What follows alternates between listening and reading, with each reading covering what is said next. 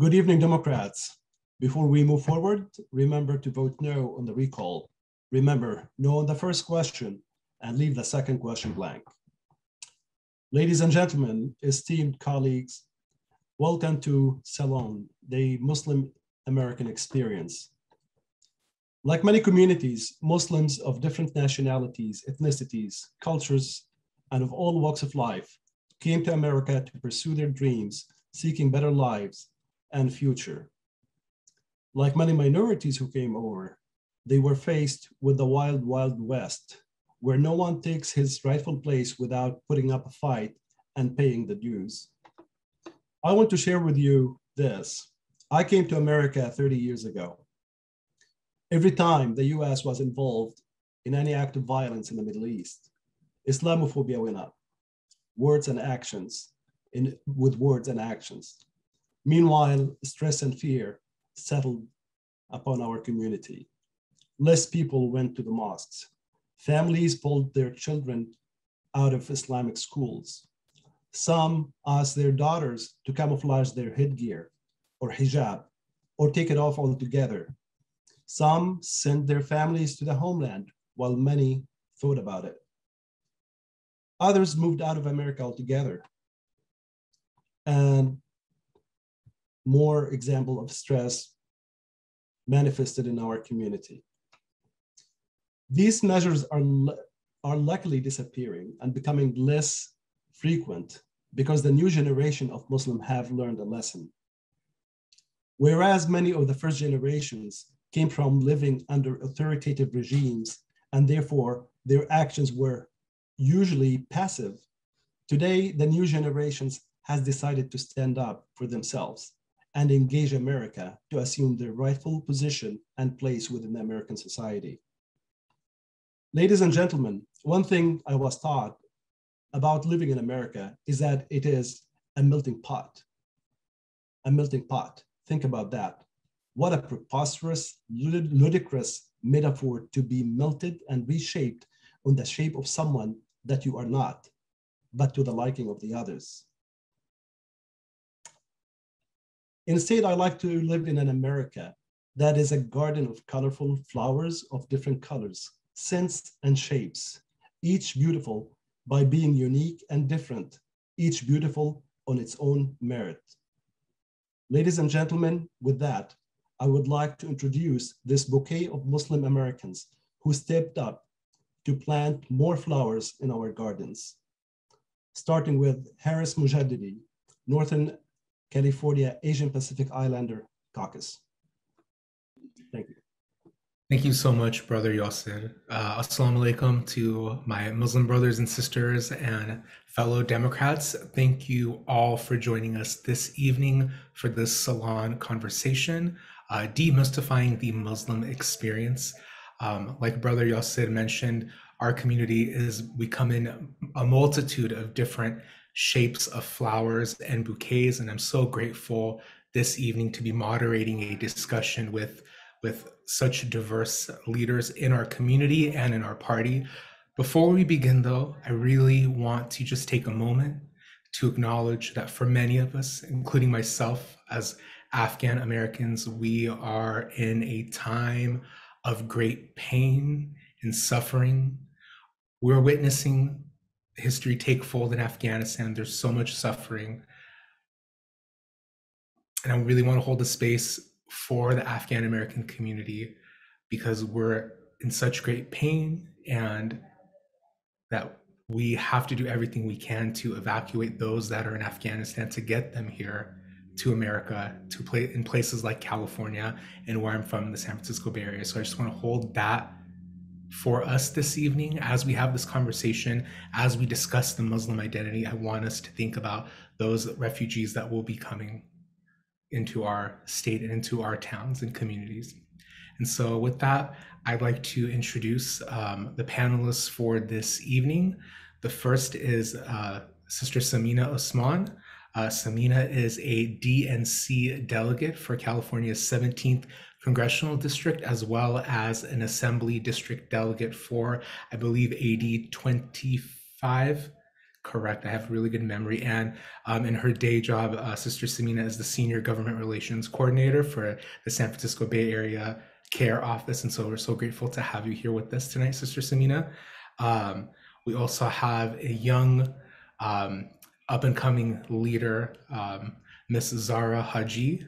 Zara Haji is a community organizer in the Bay Area with so much government experience. She's also an ADEM delegate. So welcome, Sister Zara. So great to have you with us this evening as well. We're also joined by my brother, Aref Aziz, who is a communications director in the California State Legislature, as well as our API caucus parliamentarian. So we're brothers both in the sense that we're Afghan and we're on the API caucus. And Zara, I forgot to mention as well, is on the API caucus, as well as our Northern Outreach and Local Clubs chair. And I'd like to also introduce someone I look up to so much. She is the future of our party and our state. She's a woman who needs no introductions, but I will introduce her. Her name is Mayor Farah Khan from the great city of Irvine, our fearless leader, Muslim American woman elected to office, one of the largest cities in our state. And so, Mayor Khan, it's always so great to share space with you this evening. And again, if I could have the panelists turn on your cameras on and leave them on. This is just such a diverse set of panelists that really, again, we reflect and represent the diversity of our group. When people think of this identity of Muslim, folks don't realize that Indonesia has the world's largest Muslim population. They don't know that you find Muslims in Asia. And so the fact that we have these strong leaders from different communities, different regions within our faith group is just really speaks to the diversity of who we are. And so with that, I will open it up to the first question and we'll sort of go round robin. The first few questions this evening will be for everyone, and then I'll have sort of specific questions. But I want to say for our panelists, we're family in here. And so if you need to add in a comment or you're like, that resonates with me, please, we're amongst family. And if we need to add comments and we need to interject and say, it's all halal, as I like to say. So everything goes. And so I'll start it out with really the first question, and I'll start with Sister Samina for that first question, and we'll go around. Is what particular lens of Muslim are you, and what makes your community distinct? And while we're at it, because again, folks may not know how our communities came to the United States. We came here we arrived in different waves under different circumstances. If you could also mention, Sister Samina, how your family got here too, I think that'll give good context for the people at home. So, how do you identify as a Muslim? What does that look like to you? Whether it's, the religious school of thought or the region that, you might be from, and, how your family came to the US. Hi, thank you so much for the invitation. Assalamu alaikum, peace be upon you. I was born Muslim. My parents are Pakistani American. They came here actually in the 60s. My father was studying at Cal Poly Cal Poly San Luis Obispo. And my mom, she was a Montessori teacher. And actually my parents ended up staying over here through my mother's. She was able to get like a visa because she was a Montessori teacher. And this is my cat, who's going to be with us throughout pretty much the whole event because he's very territorial. So I'm a Sunni Muslim. Although, I just consider myself as a Muslim. I don't really, differentiate. I've attended Sunni mosques, Shia mosques, Sufi mosques. We've all been able to pray together. And so that's kind of how I refer myself as. Going back to my parents, they came in the 60s, and I grew up in San Diego and then moved to the Bay Area about 99. And so I've been here ever since, and I have 2 kids and 2 cats. So. Thank you so much for that, Sister Samina. And I like your take of how you identify as Muslim, because I feel like that resonates with me too. I have family members that belong to all different, schools of Islam, and again, it's all halal to me.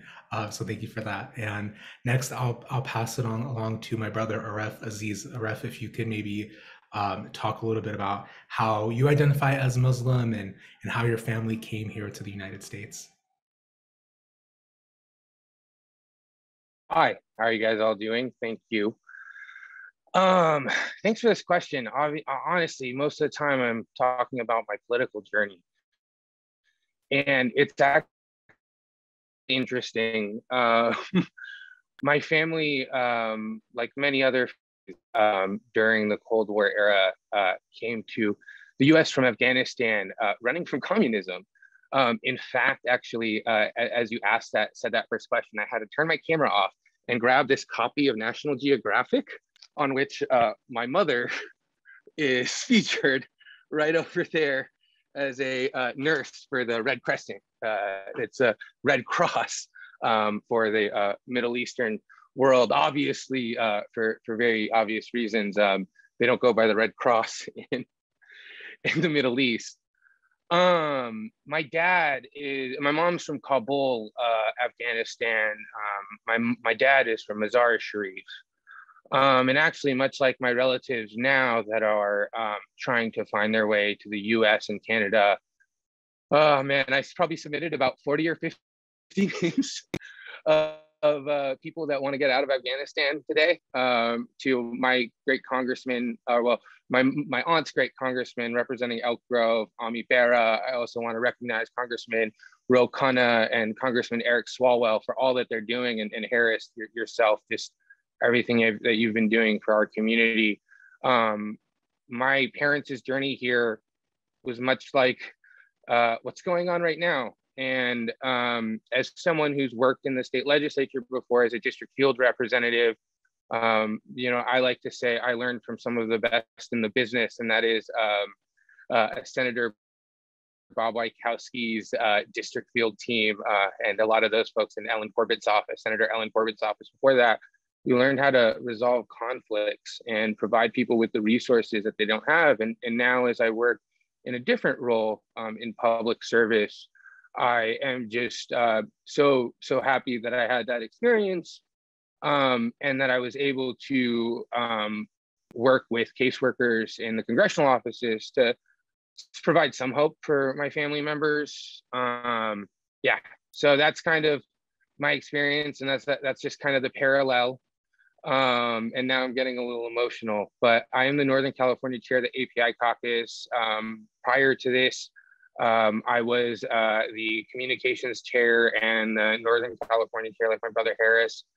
And I have spent a lot of time in political consulting, a lot of time in public service, and all of that is really thanks to my activism. And where I learned that activism was at my mother's wayside, at her mosque, where my grandmother, my mother, and my parents, my father included, taught me what community service means. And so, when I joined my mom at her first picket line as a member of SEIU at Stanford when she was pregnant with my sister and trying to get rid of their employees, this journey became very, very clear to me. And in a lot of ways, I might not be the most orthodox Muslim, if you will. I'm quite unorthodox if you know me well enough. But my faith definitely guides my organizing practice. And I like to refer to myself as a sushi Muslim. My mom is Shia, my dad is Sunni. Like my sister Sumina, I do refer to myself mainly as Muslim because we are a diverse community, and there is more that binds us together than separates us, just like everyone here at the panel today. So thank you. Aref, if I could save everything you had just said in the past few minutes, like I just, gosh, Aref, like for those of you watching, like Aref and I, like Afghans involved in the political world is like few and far between. And so we're like unicorns, and like Aref, I just really appreciate all of your leadership and just learning more about your story. And again, it's very similar to my own family's journey into the United States. And so it's a really difficult time, like Aref had just mentioned. And I didn't think that I would be, learning immigration law in the past week and a half, or that I would have so many pictures of passports, of documents for family members, or the urgency. And so it makes me respect really the work that like organizations like CARE do every day, the immigration attorneys that are always on the front lines. It just gives me a different perspective. And also, like Aref, I think you might understand, like it gives the journey that our families went through to get here the first time. It actualizes it in a way that, like, you know, you could hear about it from your parents, but unless you've lived through it, unless you've seen it, it's completely different. So thank you for that, Aref. And now I'll turn it over to Sister Zara, Ya Ali Madad Zara. If you could answer the question, what, how you identify as Muslim, and what makes your community distinct, and how did your family get here? Alhamdulillah, and salam everyone. As Harris mentioned, first I just want to mention, thank you so much for uplifting, what's happening in Afghanistan and all, the incredible work that you've been doing for, just educating the community and providing folks with resources. And, just want you to know that we're all, in solidarity with you. With that, as Harris mentioned, my name is Zara. My parents, my mom's Pakistani, my dad's Bengali, and they immigrated to the U.S. and ended up meeting here, which is a really cute story that we'll save for another time. But I'm Ismaili Muslim, which is a very small subsect of Islam, not as well known, but something that's very central to my identity, and something that I carry with me and guides my love and the work that I do in public service. And a lot of that comes from my mom. And Araf, I really resonate with what you were mentioning before, where my mom, she was a leader in the community, and one thing that she was always really, really devoted to was this concept of seva and the foundation of service, and what it means to make sure that our community members, no matter what their background, have the resources that they need, not just to survive but thrive.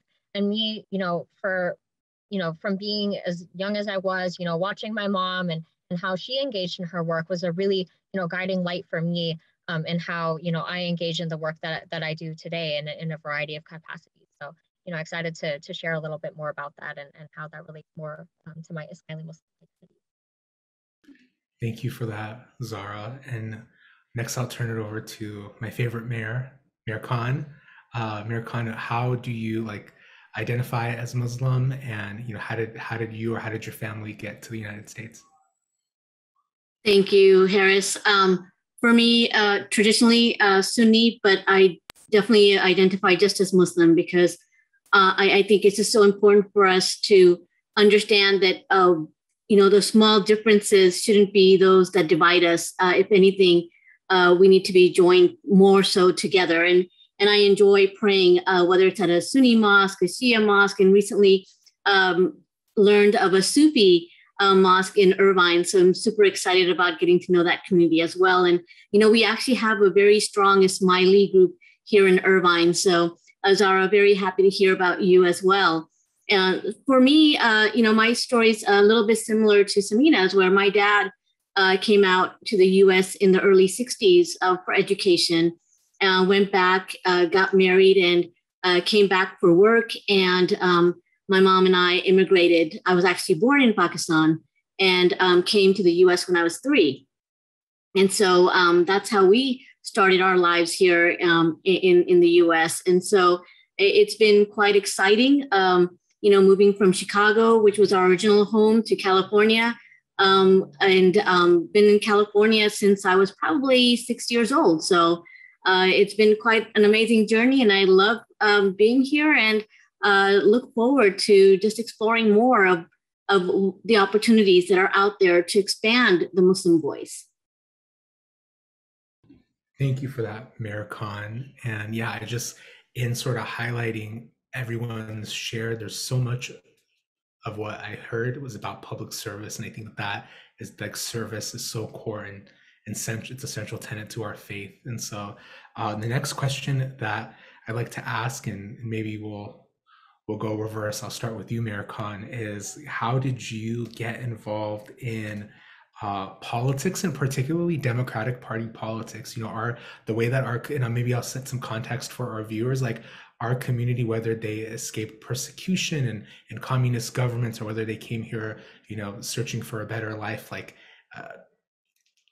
party politics aren't necessarily, you know, something that we see a lot of Muslims involved in. And so what did that look like for you? How did you get involved in politics, and it could even be Democratic Party politics, since this is a California Democratic Party event?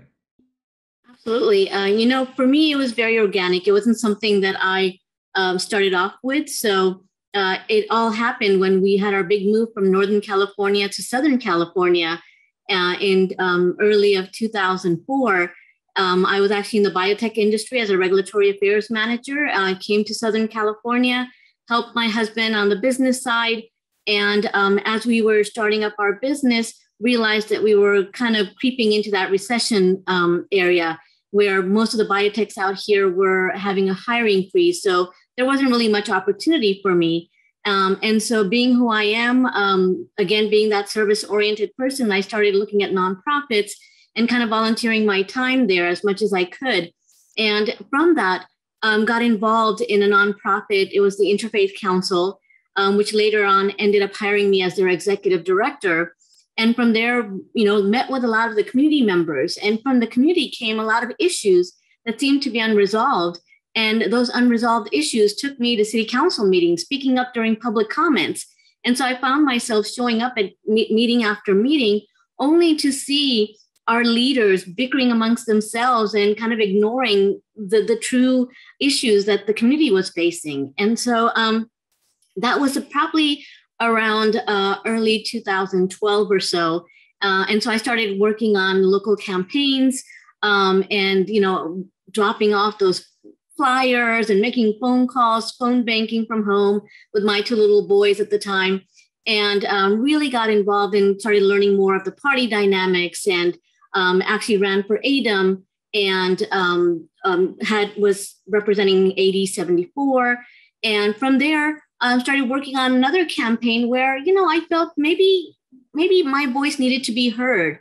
But the sad part was hearing from, you know, my own party folks that maybe Irvine wasn't ready for so much diversity in leadership, even to the point where someone said that with a name like mine, I was unelectable. And I guess they didn't know what I was made of, because that's just like a challenge for me. So I was like, all right, let me prove them wrong. And so I did run for the first time in 2016 as a brand new person in politics. And I didn't win that election. But I did come in fourth out of 11 candidates, ran again in 2018, came in first out of 12 candidates, found myself running against a 26-year Republican incumbent mayor who just did not stand on the right side of the pandemic or the social injustice issues, and beat her by 15,000 votes. So here I am. That's right. Here she is, folks. Mayor Farah Khan. That's a name that not only is electable in Irvine, but I'm telling you, you're gonna like, this is a name that people won't forget. Farah and Khan. You heard it at this Muslim salon. So thank you so much for that, Mayor Khan. You're too kind, Harris.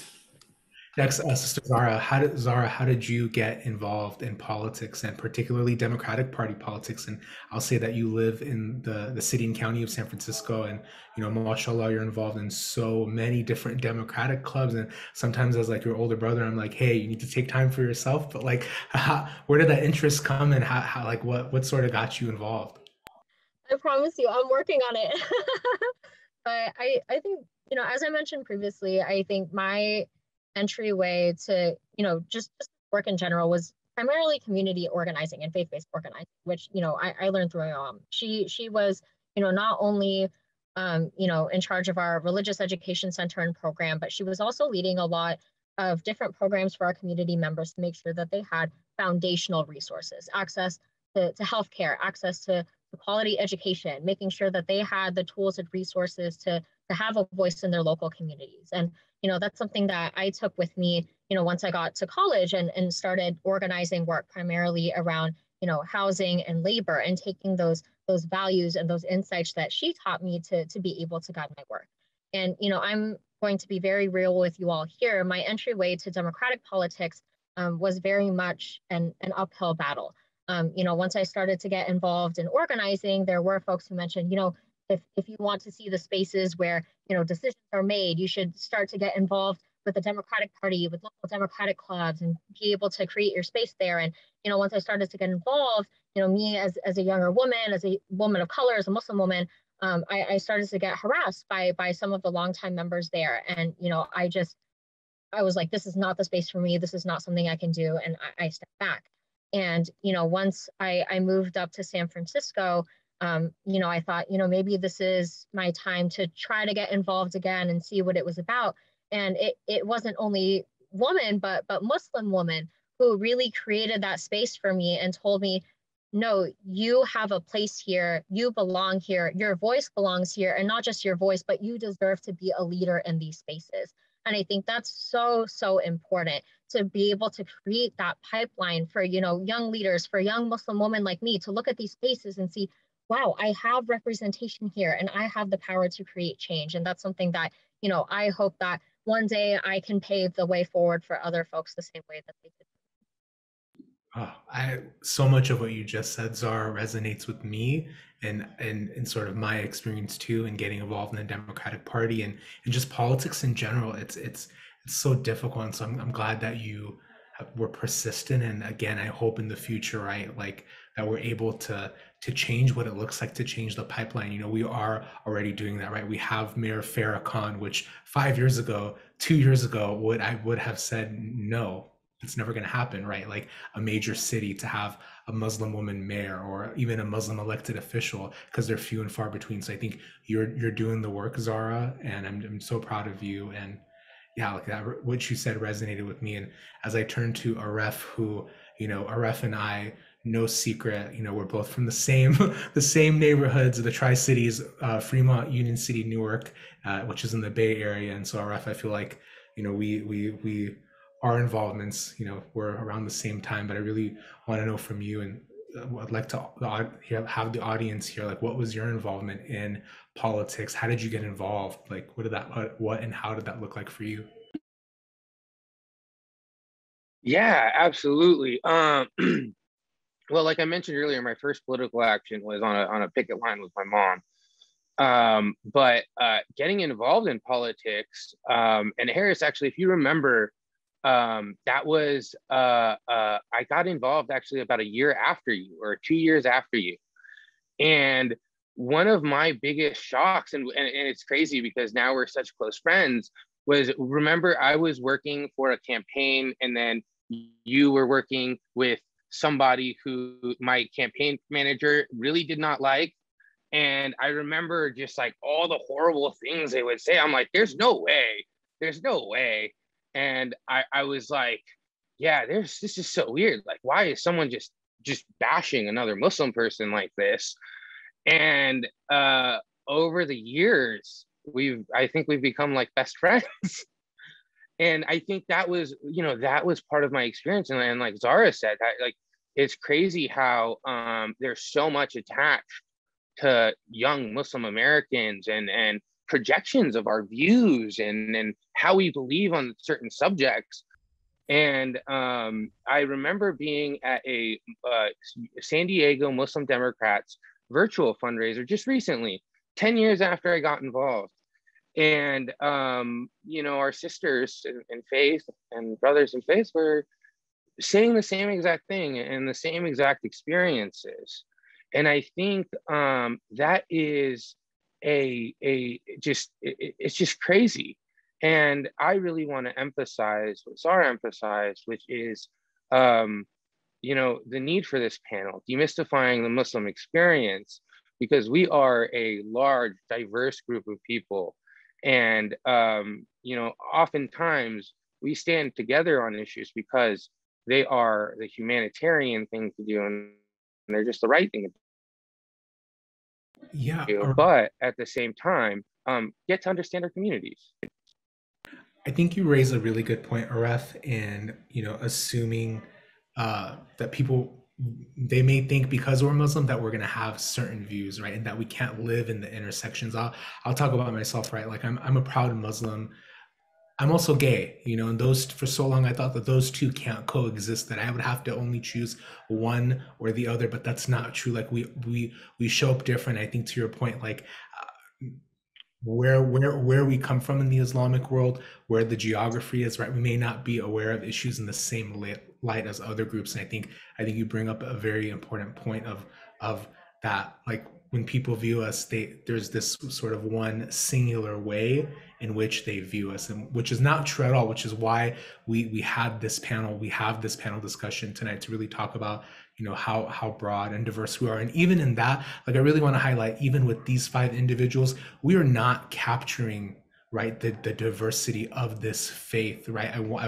We are not. There are African American, Black Muslims. There are Muslims from East Asia. There are Muslims from Europe. We're not getting that, but can I just say the fact that we have on this panel 5 Muslims that even our allies wouldn't necessarily consider to be Muslim. They would never think that a gay man could be a moderator for a Muslim panel. That's what tonight is about, right? So we haven't, there's still a lot of work to do, but our community is so diverse. And Sister Samina, I want to give you a chance to answer this question too. And I'm more curious to hear, because of the hat you wore in your daytime, right? And oftentimes the Democratic Party, partisan politics, and the work that CARE does, right? They may not always be aligned. And so like, I'm really curious to hear your perspective and how you got interested more on the political side, right? Given the work that you've done in advocacy. So yeah. I mean, I think a lot of it probably stemmed from my upbringing. Like, my parents were very active in the community, also very active politically as well.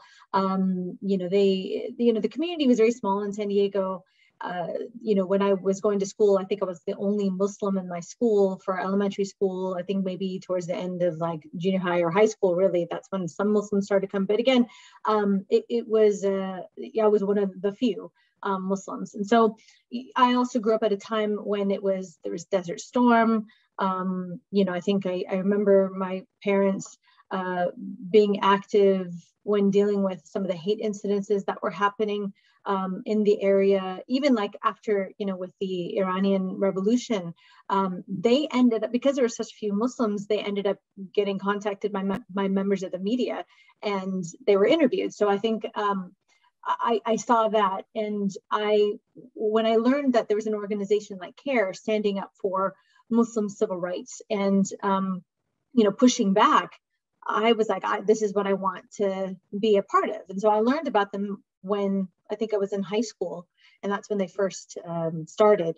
And I said, this is what I want to do. And I tailored my whole education around eventually working for CARE. And so I, studied poli-sci, I studied Middle Eastern studies and communications. And I said, okay, let me first work for an elected official. I worked for Assemblymember Sally Lieber, and I got that kind of experience in the political realm. And so I've actually been with CARE for the past 16 years. And the reason why I've stayed over here is because I've felt like it was an avenue for me to advocate for American Muslim civil rights, to be able to, clear up a lot of the misconceptions about Islam and Muslims that people see. It's interesting because, there's a lot of misconceptions about women in Islam, and it's like, oh my God, our whole office is like I think 75% of our office is female, and fierce. So I definitely encounter a lot of either, Islamophobia, like direct attacks against me and my community. Made it onto Breitbart a few times. So it's like, so actually that's a badge of honor to have attacks on Breitbart and conservative, news stations or whatnot.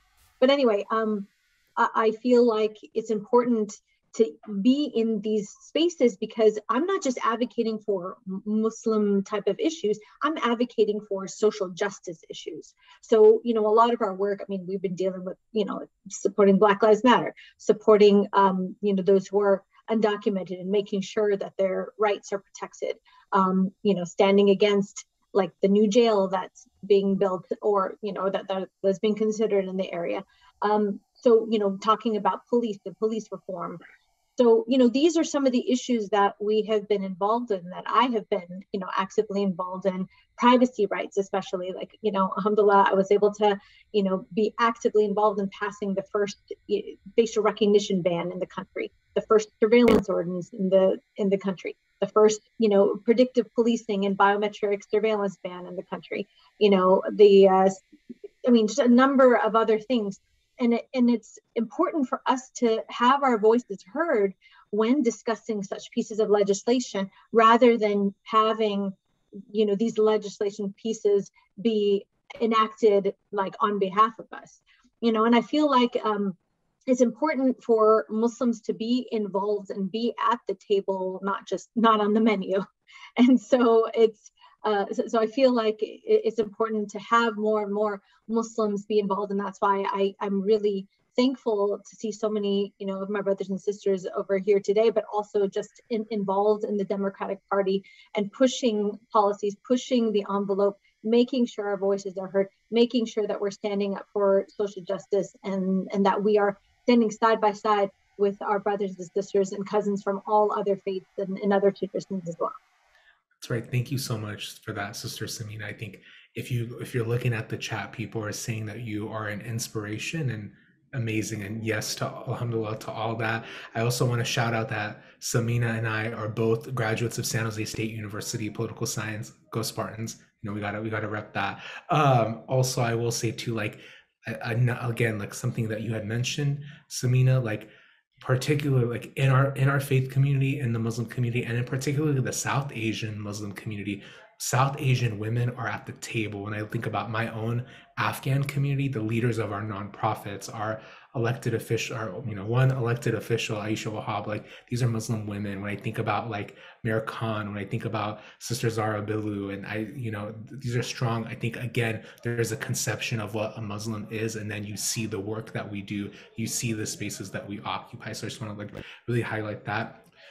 I wish that I have a lot of questions, and I'm going to try to pick the last few questions. And if I could give you all maybe about 60 to 80 seconds to answer the questions, I won't put the like Oscar music on where it's time for you to close, but I will unmute just to let you know to wrap it up. And so this next question I think is important, again, with who our audience is. And I'm going to start with you, Mayor Khan, because this question is like, what should an elected official know about a Muslim population that they represent? What are some of the first steps that we might advise an elected official that has a large Muslim constituency? And Mayor Khan, you are an elected official, and I'm not sure the demographics of your constituency, but let's say you were consulting an elected official, what are some of the steps that they should take to engage with our community? And I'm going to add the tidbit that our community is diverse, and across our state too, we look different. We occupy different classes,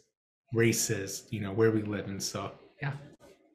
Absolutely. And I'm going to start with what they shouldn't do is not assume that they know the community before they've had a chance to meet the diversity that's in our community. Because a lot of times you'll see, people come into a room and basically share, what they know. And the most important thing for elected officials to do is to listen, is to hear what their community's needs are. And so my advice would be, in order to know not only the Muslim community, but any community, is take that time to go within the community and hear them out. And don't meet with the same people over and over again, because there are a lot of folks out there that maybe don't have access to an elected official. So you have to kind of reach out and find those ways of navigating to them. That's what's important, is making sure that you're not just meeting with those large groups that offer those fancy dinners and parties for the photo ops, but that you're meeting with that mechanic, you're meeting with the taxi driver, you're meeting with everyone in your city that is affected by policies that you put out there.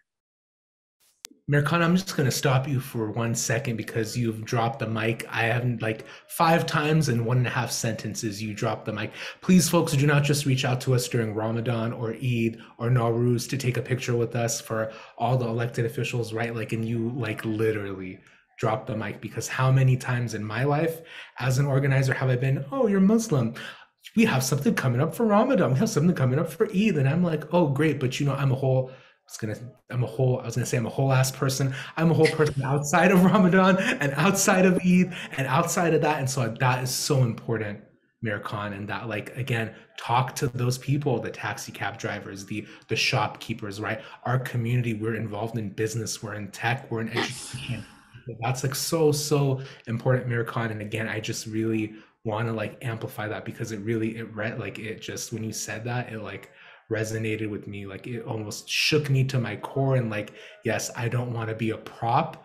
Our community, we're not just props for photo ops, and things are changing, right? Like, I think we're moving in that direction. And so I'm going to ask this next question to Aref. Aref, I know you did a fair amount of volunteering during COVID, and as we know, service is so central to our identities as Muslims. Can you tell us about the work you did during COVID, the volunteer work? Yeah, absolutely. So I did actually a lot of volunteer work with City Church of Sacramento. The church across my street, my good friend Pastor Meeks and the UC Davis Health System needed some help with community clinics in the most kind of impacted parts of California, here in Elk Park, Sacramento, on the Healthy People's Index. Some of our precinct tracts are in the 2.5, 1.7 percentile. And we have really just gone ahead and done our best to make sure everyone in our community gets vaccinated. I know it's not often you hear about a Muslim American volunteering with a church, but it's actually very common. We do a lot of interfaith stuff, and when they needed help and I was able to, I did. And that is very much guided by my faith. My mom, she needed daycare, put me in a Salvation Army daycare. So I went to daycare in a church and learned quite a bit about both Christianity, Judaism, and my own religion of Islam throughout my childhood, because my mother understood the importance of understanding diversity, and because religion was such a big part of her upbringing and mine. Religious diversity was the first thing she really taught me. Gosh, Aref, I'm right there with you. And again, yes, and I'm thinking about the interfaith councils that I've been a part of, and we see the work that our Muslim communities do in these different spaces, a lot of times leading it, right? A lot of times, especially after 9/11, right? I think, and when I think back on it, maybe it wasn't the right thing to do, but I feel like we've burdened ourselves with, we need to do this work to show that we are whole human beings, and maybe that from a social justice and equity lens, that wasn't the right thing to do, because I still think, right, and I'm looking at all 5 of you panelists, whether or not you are expressing it or not, I think all of us and all of our brothers and sisters who are Muslim delegates, who are on commissions, who are elected officials, who are involved in the party, we hold this weight of, we are representing our community, and sometimes unfairly so, right? Unfairly so. That's not for us to hold on. And I'm starting with these panelists, yes, all of us are Muslim Americans, we represent our faith in the different spaces we occupy, but that's an unfair burden, and so we need to that's not going to fly, and I want you all to think about that. The next question that I have is for you, Sister Samina. Mashallah, you have done such great organizing work. You've made it onto Breitbart, which is a badge of honor. You have been on the front lines of so much that has happened, particularly in this last 4 years that feels like it was 30 years. You've done so much work in these spaces, building allyship, building solidarity, right? We've seen our Muslim community come together with other communities in the fight for equity, in the fight for justice. Can you speak a little bit about what are those issues are that unite us, and what it was like for you to be a Muslim American woman on the front lines during that administration, right? There's a certain level of courage that I want to acknowledge for you, right? You're a mother, you have children, and so you being on the front lines as a Muslim woman who wears a hijab during this previous administration, built on bigotry, built on Islamophobia, and I want to acknowledge the courage that you had, right, in that. And just to hear about that experience from you, and maybe you haven't had time to reflect because it's always busy season for our community. There's always something we have to do, but I want to just acknowledge the work that you've done, the leadership, the courage, but also what that experience has been like for you. Oh goodness, I'm trying to forget that last administration because I'm still traumatized by it. But unfortunately, it keeps rearing its ugly head. I mean, especially what happened on the 6th of January. I mean, it's we know that Islamophobia and bigotry and racism is alive and well. And it's just that this administration just lifted the lid a little bit more compared to what was already, boiling before. But I mean, what we see is that after with this Trump administration, we saw a significant increase in hate incidences. We saw that there was a 584% surge in anti-Muslim hate crimes. And this is from 2014 to 2016. So again, leading up to the election and then after the election. And then, we had within 5 days following the presidential election, we had about 30 cases of anti-Muslim incidents and over 120 anti-immigrant incidents. And, we found that also about over 60 of those cases happened at universities. So we're seeing a lot of these incidences that even continue to still happening at universities, at schools. And I think that was, really concerning for me, especially with young children. I had kept them in an Islamic school because I was really concerned about these, hate incidences. I don't remember the most recent report that we have we do a school bullying report every other year, but in the previous bullying report, we had 55% of Muslim students who reported that they were bullied. And what was really concerning to me is that you had 38% of these Muslim students that said that they were bullied by their teachers. These are teachers who are supposed to be setting the tone of the classroom. They're supposed to be guiding these students, and they are the ones engaging in this type of bullying. And so I was really concerned about that. In the end, actually, my son is now going to, a public high school. Thankfully, he's actually been, everything has been great, and he has a very supportive environment. But I can't say the same for lots of other, Muslim students who are experiencing this type of, bigotry. And one of the other things that we encounter is that, this anti-Muslim or this Islamophobic kind of racism doesn't just come from a vacuum. I mean, you have a full Islamophobia industry that's fueling this type of bigotry. You have, according to a report that you can find on Islamophobia.org, you have over 1,000 organizations that are responsible for funding 39 groups in the Islamophobia network. And that's $1.5 billion that has been raised between 2014 and 2016.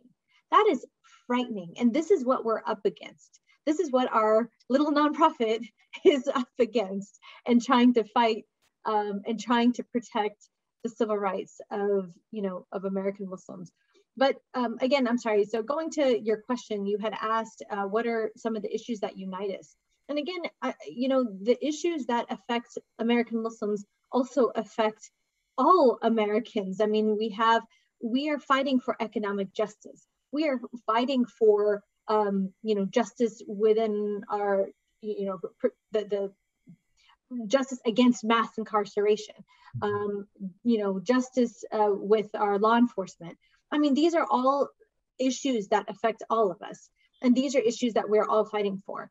And, one of the things I also want to say is that I volunteer with an organization called Support Life Foundation. And we have been helping during this pandemic to feed families all around the Bay Area. And since the pandemic began, you have over 3 million pounds of food that has been distributed by this organization. And my kids and I were going to be going tomorrow. We go every Saturday.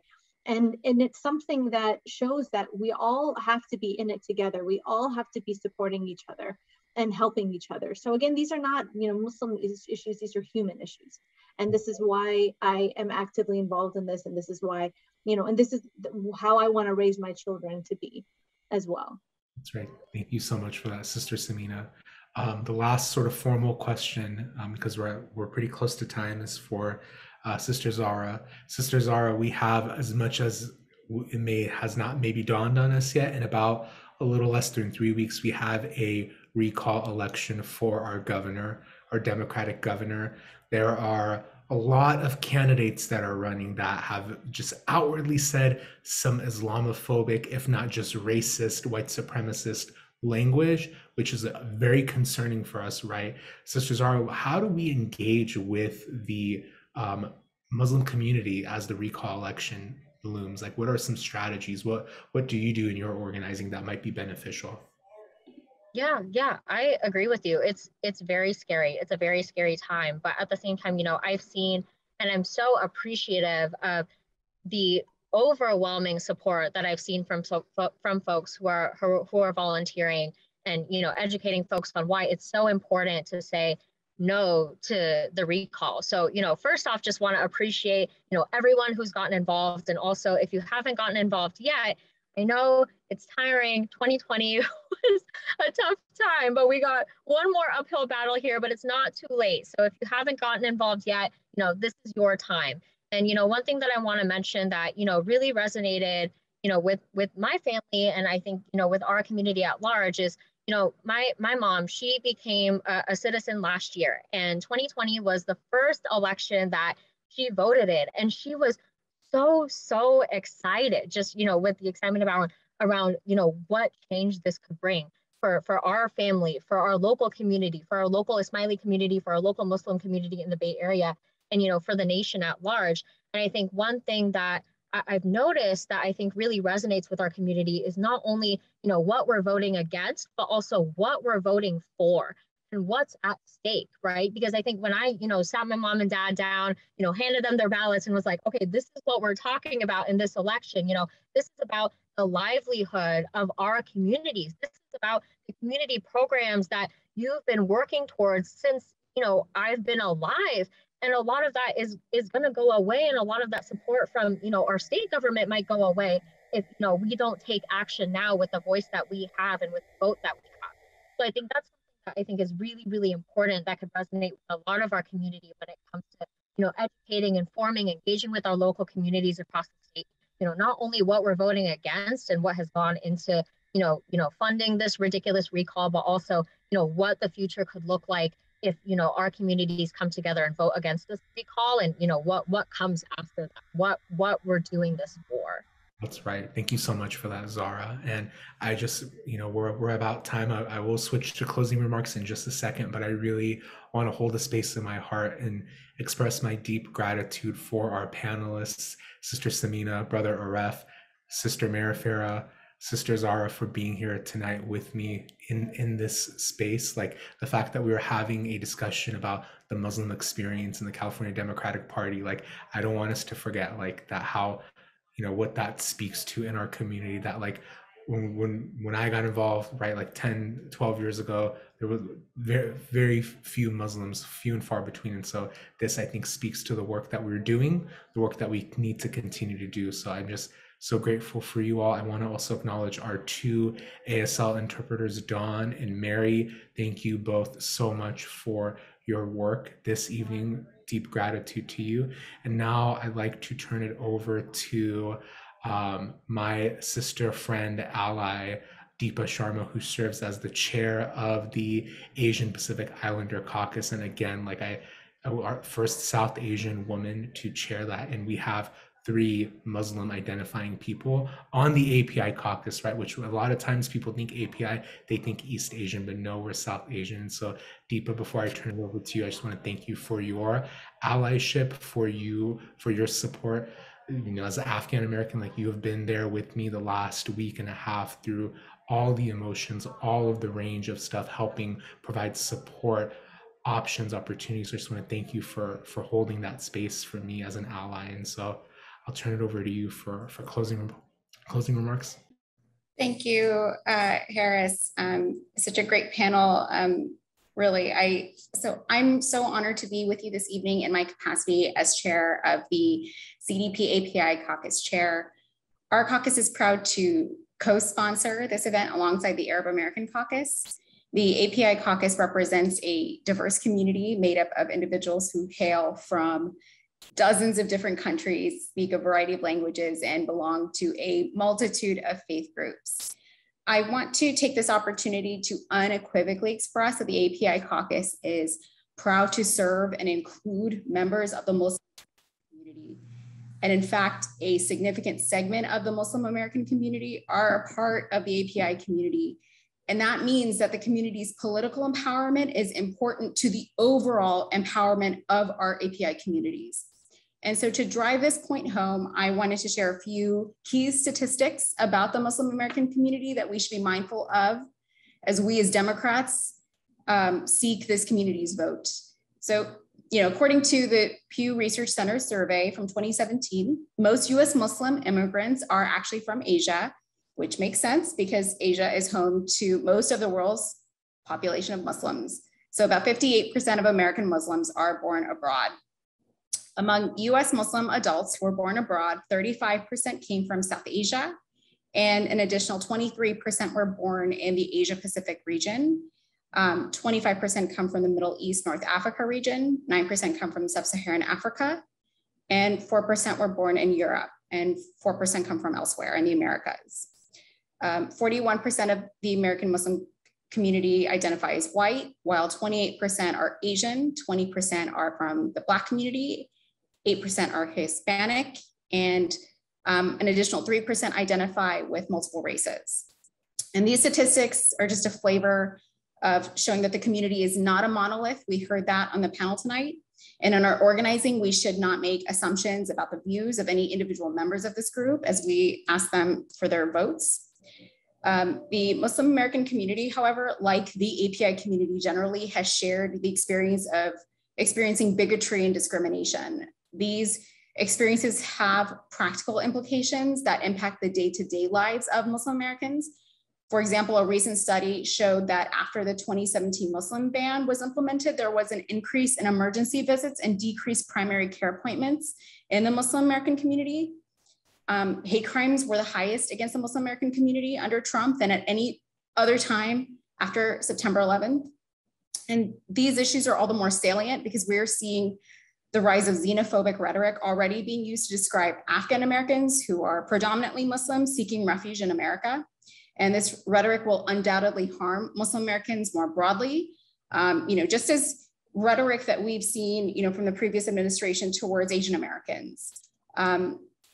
So in closing, I want to shout out my API caucus colleagues, Harris Mojadidi, Aref Aziz, Sarah Haji, and of course, Mayor Farah Khan, who is an inspiration to all of us, and Samina Osman, who is a prolific leader in our community. And of course, I want to recognize my fellow caucus chair, Yasa Jabor, who leads the Arab American Caucus.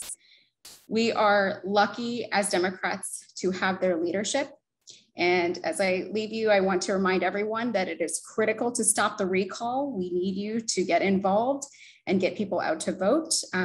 Please visit our Parties Mobilize links. And at the API Caucus, we have Arabic and Persian communities that we can reach out to as you phone bank with us. Thank you all for joining us this evening.